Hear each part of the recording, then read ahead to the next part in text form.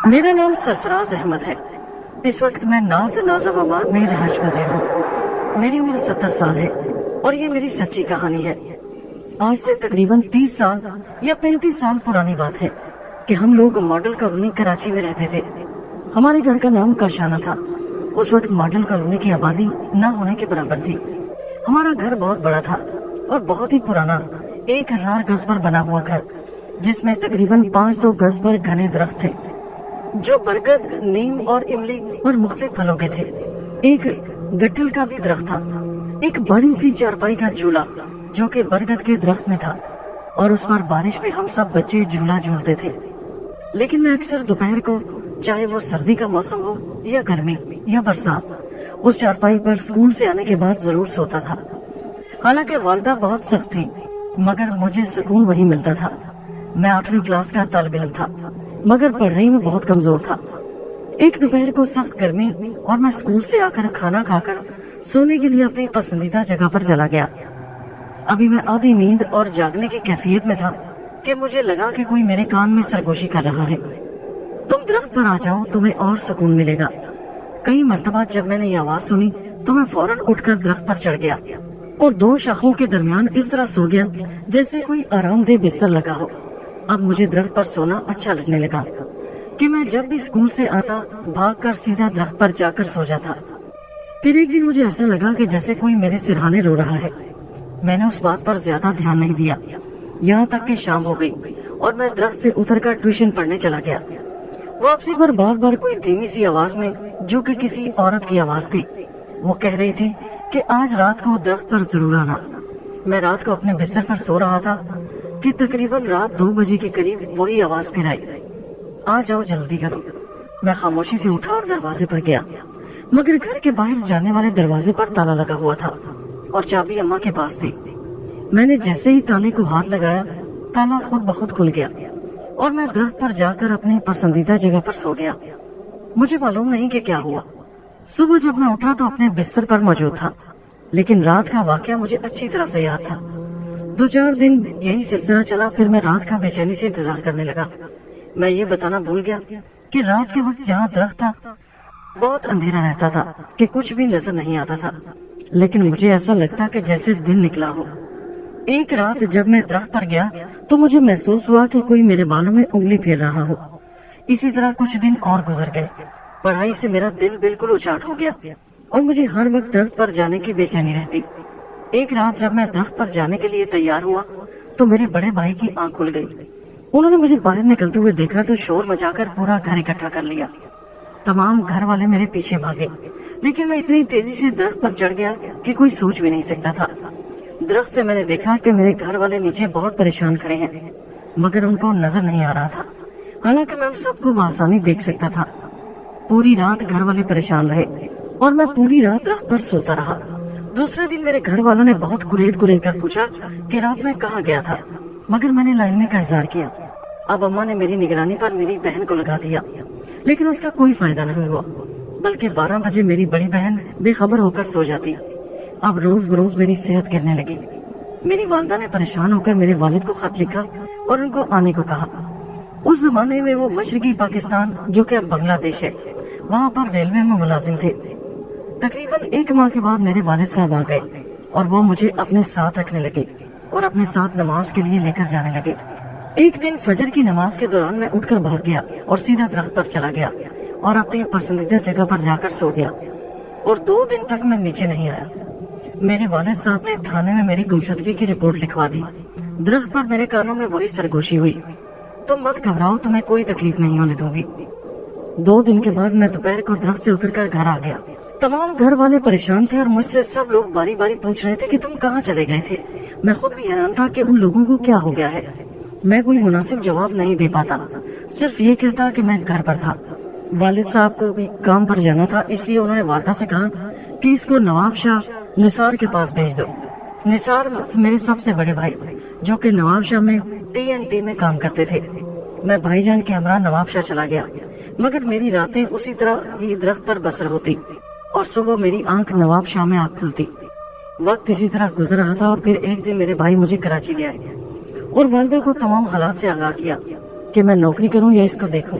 یہ رات کو اپنے بستر پر سے غائب ہو جاتا ہے اور صبح بستر پر موجود ہوتا ہے۔ میری والدہ پریشان ہو گئی اور انہوں نے کسی مولوی صاحب کو بلوا کر مجھے دکھایا اور میری تمام باتیں ان کو بتائیں۔ مولوی صاحب نے والدہ کو بتایا کہ اس پر سایہ ہو گیا ہے، آپ نے اس کا بہت خیال رکھنا ہے ورنہ یہ گھر والوں کو بھی نقصان دے سکتا ہے۔ والدہ بیچاری بہت فکر مند ہو گئی۔ ایک تعویذ میرے گلے میں ڈال دیا گیا جس کی وجہ سے مجھے لگتا کہ میرے بدن میں آگ لگ گئی ہو۔ میں نے کچھ ہی گھنٹوں کے بعد وہ تعویذ اتار کر پھینک دیا۔ دوبارہ جب مجھے تعویذ ڈالنے کی کوشش کی گئی تو میں نے سارا گھر سر پر اٹھا لیا، تمام گھر کے برتن وغیرہ اٹھا کر زمین پر مارنے لگا۔ تمام گھر والے مل کر بھی مجھے قابو نہیں کر پا رہے تھے، یہاں تک کہ بھاگتے بھاگتے میں درخت پر چڑھ گیا اور ان لوگوں کی نظروں سے غائب ہو گیا۔ پھر میرے کان میں آواز آئی، اب تم میری پناہ میں ہو، تمہارا کوئی کچھ نہیں بگاڑ سکتا۔ اور پھر میں سو گیا اور نیند کی حالت میں میں نے ایک خوبصورت لڑکی دیکھی جو کہ میرے سرہانے میرا سر دبا رہی تھی۔ میں نے بے ساختہ اس کو اپنی باہوں میں لیا اور پیار کرنے لگا۔ اب میری عمر تقریباً 15 سال کی تھی۔ نہ جانے کب میری آنکھ کھلی، لیکن جب میں جاگا تو اپنی چارپائی پر تھا اور بالکل اکیلا تھا۔ نہ جانے گھر والے کہاں تھے، مجھے کھانے پینے کا بالکل ہوش نہیں تھا۔ گھر والوں کو اس طرح دیکھتا جیسے یہ لوگ میرے لیے اجنبی ہو۔ پھر زبردستی میرے بھائی مجھے نفسیات کے ڈاکٹر کے پاس لے گئے۔ بند روڈ پر اس کا کلینک تھا۔ کئی ماہ تک میرا علاج ہوتا رہا۔ اتنے عرصے میں نے میٹرک 3rd ڈویژن میں کر لیا۔ اس کے بعد ہندوستان نے ہمارے ملک پر حملہ کر دیا اور 1965 کی جنگ شروع ہو گئی۔ رات ہوتے ہی پورے شہر میں بلیک آؤٹ ہو جاتا، جس سے میں بھرپور فائدہ اٹھا کر درخت پر جا کر سو جاتا۔ جنگ ہوئے تقریباً 1 ہفتہ ہوا ہوگا کہ جب میں درخت پر تھا مجھے لگا کہ کسی آدمی کا سایہ میرے گھر کی چھت پر تھا۔ حالانکہ چاروں طرف گپ اندھیرا تھا، مگر مجھے ایسے دکھائی دے رہا تھا کہ جیسے میں دن کی روشنی میں دیکھ رہا ہوں۔ میں فوراً درخت کی شاخ سے جو کہ بالکل چھت سے ملی ہوئی تھی چھت پر کود گیا۔ وہ آدمی مجھے دیکھ کر گھبرا گیا، لیکن میری آواز اتنی زوردار نکلی کہ پورا گھر اٹھ گیا اور لالٹین لے کر صحن میں آ گیا۔ میں نے چھت پر چلا کر اس آدمی کو کہا، تم کون ہو؟ مجھے اپنی آواز اجنبی لگی کیونکہ آواز میں اتنا روب اور دبدبا تھا کہ میں خود حیران تھا کہ کیا یہ میری ہی آواز ہے۔ میری آواز سن کر تمام محلہ اکٹھا ہو گیا اور رضاکار بھی آ گئے جو اپنی فوج کے لیے کمبل وغیرہ مختلف چیزیں جمع کر رہے تھے۔ کسی نے کہا یہ آواز تو چھت پر سے آ رہی ہے۔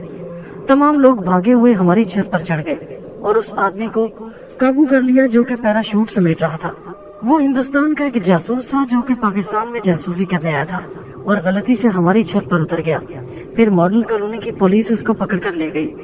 جنگ کے خاتمے کے بعد کالج میں ایڈمیشن شروع ہو گئے، لیکن میں نے گھر والوں کے اصرار کے باوجود ایڈمیشن نہیں لیا اور اس طرح میں نے اپنا سارا سال برباد کر لیا۔ بقول گھر والوں کے میں گھر سے مہینوں غائب رہنے لگا۔ میں ایک گاؤں چلا گیا جہاں میں ایک لڑکی شہلا کے ساتھ رہنے لگا۔ شہلا ہی وہ لڑکی تھی جو مجھے خواب میں نظر آتی تھی، اب حقیقت میں میرے ساتھ رہتی اور مجھے حوصلہ دیتی۔ کبھی مجھے گھر والے یاد آتے تو مجھے اس طرح سے خوش کرتی کہ میں تمام باتیں بھول جاتا۔ ایک روز میرے محلے کے کسی صاحب کو اس گاؤں جانے کا اتفاق ہوا اور انہوں نے مجھے وہاں دیکھ کر گھر والوں کی اطلاع دی اور میرے گھر والے زبردستی مجھے وہاں سے کراچی لے گئے۔ وقت کا پہیہ چلتا رہا اور اب میں 17 سال کا بانکا نوجوان تھا اور بہت علاج اور پیروں فقیروں کی وجہ سے میری طبیعت کافی بہتر ہو گئی۔ میں نے اسلامیہ کالج میں ایڈمیشن لے لیا اور روزانہ کالج جانے لگا۔ میں نے اپنے مضمون میں جغرافیہ کا مضمون لیا۔ جغرافیہ میں میری ایک کلاس فیلو لڑکی کی جس کا نام حمیدہ تھا وہ مجھے بہت اچھی لگتی تھی اور آہستہ آہستہ میری اس سے دوستی ہو گئی جو آگے چل کر محبت میں بدل گئی۔ ایک روز دوپہر کو اچانک کالے بادل آئے اور اس روز دن میں بھی رات ہو گئی۔ یہ بات 1967 کی ہے۔ اس دن کراچی میں اتنی سخت بارش ہوئی کہ ایسا لگا کہ آج کے بعد کبھی بارش ہوگی نہیں۔ تمام نظام دھرم برم ہو گیا۔ میں اور حمیدہ کالج سے نکل کر گرو مندر کی طرف جا رہے تھے، مگر پانی کی رفتار اور اوپر بارش کا زور اتنا تھا کہ وہ ہمیں آگے بڑھنے نہیں دے رہی تھی، اس لیے گھنے درخت کے نیچے ہم لوگوں نے پناہ لی۔ اچانک میرے کان میں آواز آئی، کیا تم مجھے بھول گئے ہو؟ لیکن میں تمہیں نہیں بھولی، میں قید میں تھی، اب میں آزاد ہوں۔ اتنے میں حمیدہ نے کہا، سرفراز جلدی چلو گھر، میری طبیعت خراب ہو رہی ہے، لگتا ہے کہ جیسے کوئی میرا گلا گھونٹ رہا ہو۔ بارش بھی ہلکی ہو گئی، کسی طرح گرتے پڑتے ہم سٹاپ پر آ گئے، کسی نہ کسی طرح مشکلوں سے اپنے اپنے گھر پہنچے۔ بارش نے سیلاب کی شکل اختیار کر لی، ہر طرف پانی پانی تھا۔ ایک روز اچانک ایک جگہ میری اسی لڑکی شہلا سے ملاقات ہو گئی جو میرے خوابوں میں آتی تھی۔ وہ مجھے ساتھ لے کر کے گھر میں داخل ہوئی اور ایک کمرے میں لے گئی۔ میں کسی نادیدہ قوت کے ساتھ اس کے ساتھ جا رہا تھا۔ उस दिन मुझे मालूम हुआ कि मैं घर से बाहर हूँ। अब तो मुझे भी परेशानी हो गई। रात को घर से बाहर निकलने की कोशिश कर रहा था कि मेरे बड़े दो भाइयों ने मुझे पकड़ा, मगर मैं उनके बस में नहीं आ रहा था। भाई को किसी ने मशवरा दिया कि इसको जामिया मलीर के पास एक बुजुर्ग रहते हैं, उनको दिखाओ। ये कि भाई मुझे वहाँ लेकर गए। बाद में पता चला कि कोई जिन मुझ पर काबिज है, लेकिन मैं बरगद का दरख्त छोड़कर अब नीम के दरख्त पर जाने लगा। मेरी निगरानी के लिए एक आदमी को बतौर नौकर मेरे लिए रख दिया गया, जो हर वक्त मेरी निगरानी करता। लेकिन उसके बावजूद मैं नीम के दरख्त पर 2 दिन सोता रहा और किसी को खबर तक न हुई। इतने ही अरसे में मैंने इंटर कर लिया और पढ़ाई छोड़ दी। मेरे वालिद और वालिदा का इंतकाल हो गया। मैं बड़े भाई और भाभी के साथ था। फिर भाई की शादी पिंडी में हो रही थी। मैं भाभी और अपने भतीजों के साथ शादी में शिरकत के लिए जा रहा था। पूरी रात मेरे कानों में आवाज पड़ रही थी कि जब जंगल में आकर गाड़ी रुके तो तुम गाड़ी से नीचे उतर आना। और फिर ऐसा ही हुआ। कोई जंगल था या वीराना। गाड़ी अचानक आहिस्ता आहिस्ता होकर रुक गई। मैं घर वालों की नजर बचाकर फौरन गाड़ी से नीचे उतरा। उतरने की देर थी कि अचानक किसी ने मेरा हाथ पकड़ा और मुझे लगा कि मैं हवाओं में उड़ रहा हूँ और खुद ब खुद मेरी आंखें बंद हो रही थी। मुझे पता ही न चला कि कितना वक्त गुजर गया और ना मुझे घर वालों की फिक्र थी। लेकिन हुआ यूं कि मेरे वजूद के 2 हिस्से हो गए। एक तो मैं था उस बियाबान जगह पर और दूसरा मैं गाड़ी में था, क्योंकि दोनों मंजर मुझे साफ नजर आ रहे थे। अब जब मेरी आंख खुली तो मैंने शहला को देखा। उसने कहा, अब हमें कोई जुदा नहीं कर सकेगा क्योंकि तुम्हारे घर वाले भी मुतमईन होंगे। मैं उसकी बात का मतलब समझ गया। मेरी अजीब कैफियत थी। मैं खुद को घर वालों के साथ देखता और कभी शहला के साथ। मेरे दिमाग ने बिल्कुल काम करना छोड़ दिया। जो कुछ शहला चाहती थी वही हो रहा था। शहला मुझे लेकर खाने में आ गई और एक बहुत बोसीदा से कमरे में हम दोनों रहने लगे। मगर एक अजीब बात यह थी कि दिन को मैं अपने घर वालों के साथ शादी की तैयारी में होता और रात को शहला के साथ। शादी से एक दिन पहले मेरी बड़ी बहन ने मुझसे कहा, क्या बात है, तुम बहुत खामोश हो गए हो। तुम तो बहुत हंसी मजाक किया करते थे। मेरी समझ में नहीं आया कि क्या जवाब दूं। शादी के खात्मे के बाद हम लोग वापस कराची आ गए। रात के वक्त मुझे शहला ने कहा, अब तुमको अपने घर जाना होगा। मेरा जो मकसद था वो पूरा हो गया। मेरी कुछ समझ में नहीं आया, लेकिन ट्रेन जब उसी जगह पर पहुंचकर रुक गई और मैं खामोशी से अपनी बहन के बराबर जाकर बैठ गया। जब कराची हम लोग पहुंच गए तो मैं तमाम बातें भूल गया और बिल्कुल नॉर्मल हो गया। फिर मेरे बड़े भाई ने कहा, तुमने अपने 2 साल खराब कर लिए, अब तुम यूनिवर्सिटी में एडमिशन ले लो। मैंने कराची यूनिवर्सिटी में शोबा उर्दू में एडमिशन ले लिया। ज्योग्राफिया में भी मेरा नाम आ गया, इसलिए उर्दू छोड़कर ज्योग्राफिया में आ गया। 3 साल लगाकर मैंने बी ऑनर्स कर लिया। लेकिन जब मैं आखिरी साल में था तो हमारा शोबा एक तालीमी सर्वे पूरे पाकिस्तान का कर रहा था, जिसमें सवात का नाम और पेशावर यूनिवर्सिटी का नाम शामिल था। इस सिलसिले में हम लोग जब सवात पहुंचे तो हम लोगों का कयाम व्हाइट पैलेस में हुआ, जो कि चांदनी रात में इस तरह रोशन हो रहा था कि देखने के काबिल था। हम लोग रात का खाना खाकर बाहर चांदनी रात से लुत्फ अंदोज हो रहे थे और हमारा पूरा ग्रुप बहुत खुश और मस्ती में था कि अचानक मैंने देखा कि एक फकीरनी रात के उस पहर हम लोगों से सवाल कर रही है। मगर सबसे अहम बात ये थी कि उसकी गोद में जो वो लड़का था वो मेरा हमशक्ल था। और ये बात सिर्फ मैंने ही महसूस नहीं की, बल्कि मेरे दोस्तों ने भी इस बात को महसूस किया। दोस्तों ने मेरे साथ मजाक भी किया कि सवात में तुम इससे पहले कब आए थे, वगैरह वगैरह। चांदनी रात में उस औरत का बच्चा साफ नजर आ रहा था। हम लोगों ने उसकी मदद भी की, मगर मैं खुद जानबूझकर उसके करीब नहीं गया। लेकिन फिर उसने आवाज दी, बाबूजी, आप कुछ नहीं देंगे अपने बच्चे को? सब लोग मुझे हैरत से देखने लगे और मुझे गुस्सा आ गया। मैंने कहा, ये क्या बकवास है, ये तुम्हारा बच्चा है, मेरा नहीं। अच्छा, नाराज क्यों होते हो, मेरे बच्चे को ही दे दो। मैंने जब उसकी तरफ 50 रुपए का नोट बढ़ाया तो उसने मेरा हाथ पकड़ लिया, शुक्रिया अदा किया और आइंदा जल्द मुलाकात होगी कहकर वो गायब हो गई। थोड़ी देर हंसी मजाक होता रहा और फिर हम लोग अपने अपने कमरों में सोने चले गए। मेरा रूममेट खालिद रात को 3 बजे घबरा कर उठा और मुझसे कहने लगा, बाहर दरवाजे पर दस्तक हो रही है और कोई औरत धीमी आवाज में तुम्हारा नाम लेकर पुकार रही है। मैं नींद में था। मैंने उठकर दरवाजा खोला, मगर वहाँ कोई नहीं था। मैंने खालिद को घूर कर देखा और दोबारा लेट गया कि अचानक हमारे कमरे की खिड़की पर दस्तक हुई, मगर हम दोनों ने उसको नजरअंदाज कर दिया और खिड़की को अच्छी तरह बंद कर दिया और दरवाजा भी बंद कर लिया। फिर अचानक बारिश शुरू हो गई और बिजली की चमक और बादल के शोर की वजह से तमाम लोग उठकर बैठ गए। तमाम दोस्तों ने बारिश में नहाने का प्रोग्राम बनाया, मगर जैसे ही बाहर निकले तो उस कदर ठंड हो रही थी कि हम सब दोबारा बरामदे में जमा होकर बारिश का नजारा करने लगे। حالانکہ نظر کچھ نہیں آ رہا تھا، صرف پانی کا شور تھا۔ پھر ہمارے استاد نے ہم لوگوں کو اپنے کمروں میں بھیج دیا۔ صبح جب ہم لوگ سو کر اٹھے تو باہر ایک شور مچا ہوا تھا۔ باہر نکلے تو دیکھا کہ رات والی عورت کی لاش بارش کے پانی سے بھیگی ہوئی باہر گارڈن میں پڑی تھی اور پولیس لاش کا معائنہ کر رہی تھی۔ پھر اس کی لاش کو ایمبولینس کے ذریعے لے کر چلے گئے۔ 2-4 دن آرام سے گزر گئے۔ ہم لوگ سوات سے فارغ ہو کر اسلام آباد کے لیے بذریعہ بس روانہ ہوئے۔ ایک جگہ پر بس آ کر رکی۔ دوپہر کے کھانے کے لیے میں اتر کر واش روم کی تلاش میں جا رہا تھا کہ راستے میں وہی عورت اپنے بچے سمیت میرے بالکل برابر میں آ کر کھڑی ہو گئی اور پھر اس نے میرا ہاتھ پکڑ لیا۔ میرے پورے جسم میں ایک سنسنی سی دوڑ گئی۔ کیا بات ہے؟ میں نے بڑی مشکل سے پوچھا۔ آپ نے رات دروازہ نہیں کھولا؟ سوات میں پھر دیکھیں میرے ساتھ کیا ہو گیا۔ آپ کی امانت آپ کو دینے کے لیے آئی ہوں۔ وہ بچے کو میری گود میں زبردستی دے دیا اور پھر بچہ مجھ سے لپٹ گیا، لیکن پھر اس نے میری گود سے بچہ لیا اور کہا اس بے وفا آدمی کے ساتھ تجھے رہنے نہیں دوں گی، اور پھر اچانک غائب ہو گئی۔ مجھے ایسا لگا جیسے کاٹو تو بدن میں لہو نہیں۔ میں سب کچھ چھوڑ کر اپنے ساتھیوں کے پاس آ گیا اور کافی حد تک اپنے اوپر قابو پا لیا۔ 2 دن تک تو میں بہت پریشان رہا، لیکن پھر نارمل ہو گیا اور ہم لوگ چند دنوں کے بعد کراچی واپس آ گئے۔ پھر ہمارا رزلٹ بھی آ گیا اور پھر وہاں سے آنرز مکمل کر کے مختلف جاب کرتا رہا اور زندگی بالکل نارمل ہو گئی۔ کافی حد تک میں نے وہ تمام باتیں بھولنے کی کوشش کی۔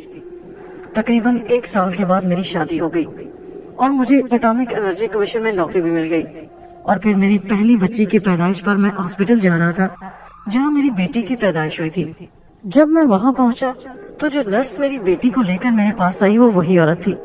میرے رونگٹے کھڑے ہو گئے، لیکن اس نے کچھ نہ کہا، مبارکباد دی اور 200 روپے لے کر خاموشی سے چلی گئی۔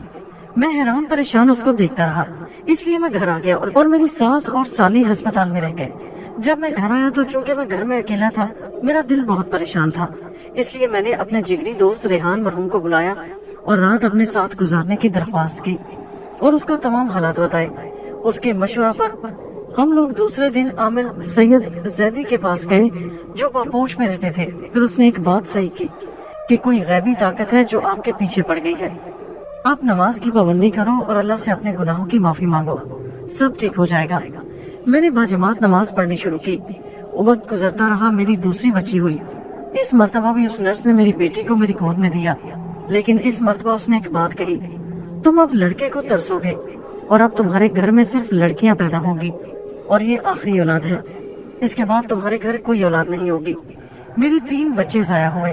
آج میری بچیوں کی شادی ہو گئی، نہ میری اولاد نرینہ ہے اور نہ کوئی اولاد ہوئی، صرف 2 بیٹیاں سمرین اور امارہ ہی ہوئی۔ آج میں 70 سال کا ہو گیا ہوں۔ 2012 میں سول ایویشن اتھارٹی سے ریٹائرڈ ہو گیا اور نماز کی پابندی ابھی تک قائم ہے، مگر اس کے بعد اب تک کوئی واقعہ نہیں ہوا۔